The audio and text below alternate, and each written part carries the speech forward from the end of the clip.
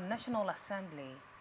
50 Nigerian House of Representatives members known as Concerned Federal Lawmakers for Peace and Security in the South have urged President Bola Tinubu to invoke legal provision to release Nnamdi Kanu, leader of the Indigenous People of Biafra, from detention. In the later dated June 19, 2024, the lawmakers emphasized that Kanu's release would promote peace and inclusivity in the Southeast. The highlighted past instance where similar gesture was extended to Omoyele Sowore and Sunday Igboru. The lawmakers urged that addressing the region's challenges through dialogue rather than prolonged detention would enhance national unity, economic growth, and President Tinubu's legacy. Wow. So far, the issues of, there was a time that Nnamdi Kanu, that was last week, talked about having, I think that was a one-on-one conversation with the federal government, but so far it has not been granted. And talking about now, about 50 lawmakers in Nigeria are saying that they should provide avenue, that Nnamdi Kanu should be released, that this will promote peace and unity in our society and also economic growth. And of course, you know that they have been sit at home for quite a long time, which we can't really define exactly what it is. So they're saying releasing Nnamdi Kanu will promote peace and unity and also economic growth. About 50 lawmakers. Do you think the president will give a listening ear to that? Do you think the lawmakers will do something about this, since they have come up to pledge that the president should do something? For me, it does not really require lawmakers coming out to urge the president to do what is right, especially when all of us, as we are in this country, had similar situation in the West. Mentioning Sunday Igboho as is reflected in the items. So if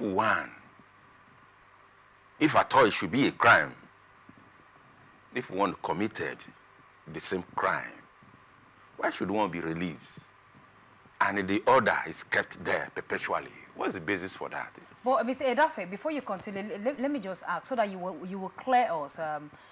How do you think that the release of Nnamdi Kanu will stabilize economic in Nigeria? How will it bring peace and unity? Because I don't know. Is it that the peace and the unity of Nigeria is tied to Nnamdi Kanu, that they said if you release him, that everything is going to go back in place? Yes, to an extent. For example, now you mentioned sit at home. People are supposed to go out to go and do their business. If you ask them to sit at home, the business for that day is lost. And in management, they want to call the concept of lost forever. The profit or sales you would have made in a particular day, if you do not make that sale, that profit in the concept of marketing management is lost forever. Whatever you make the subsequent days or subsequent week cannot compensate for the one you would have made for that particular day. So we are saying unity, yes, because you can't say all of us are in the same country. Somebody committed the same offense for which you are holding me.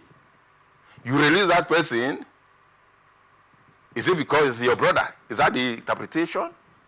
You see, okay, it's a fellow Westerner, fellow Yoruba man. Is that the basis for releasing him? The young man said, we need a, what do you call it, a state or country. Then you do a country. And at the end of the day, with all the hula baloo, he was arrested and all that. You know? But at the end of the day, he was released. But in the case of Kanu, the court has even said, this man, what you hold him for? You hold him for treason, felony. That what he is doing is against the Nigerian state. But the court has told you that there is no such offense against this man. If you are treating him, the man has the right to say, please, this thing you are doing to me, it's not fair. Is that why you hold it perpetually?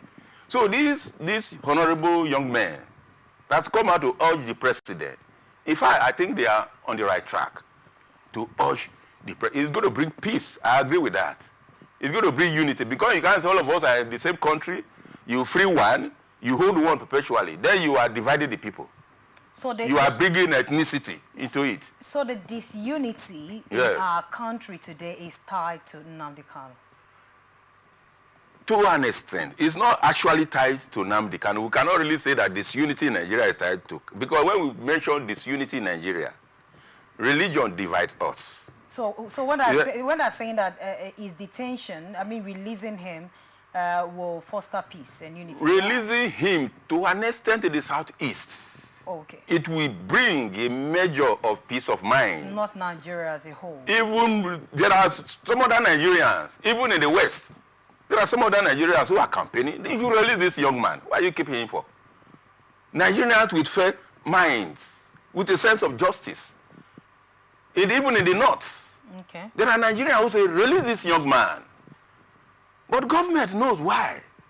They are holding him there. But for me, if Tinubu wants to build the kind of Nigeria he's talking about, that he wants to build a new Nigeria requires equity and justice to all Nigerians. What is good for A is good for B. That is the Nigeria we are talking about. A Nigeria where the rich man will not get an advantage over the poor man's child. That's the Nigeria we are talking about. So not a Nigeria where you hold yourself to office. You are enjoying the luxury of the country. You are enjoying the finances of the country. And you don't even care whether the masses are suffering. So now that the majority of Nigerian House of Representatives members have written to Tinubu, do you think that he will do something swiftly? He has his mind. Nigerian government, Nigerian politicians, they always have their mind. They have their reason for doing evil. Yes, Nigerian politicians, they are close to evil. When they do evil, they do it with speed. But to do justice, to do righteousness, it can take 10 years for Nigerian politicians to do what is good. But to do evil overnight, they have calculated it and they've done it. That is it now. That is the way Nigerian politicians, they behave. To do what is good, it takes them time. Because they are going to, if we should do this one now, if we should do this one now, it's going to lead this one, it's going to cause this one. They are going to calculate. And all these things they are calculating. It's not righteousness. So they are all evil to protect a very narrow interest. So how can you build a country with those kind of mindset?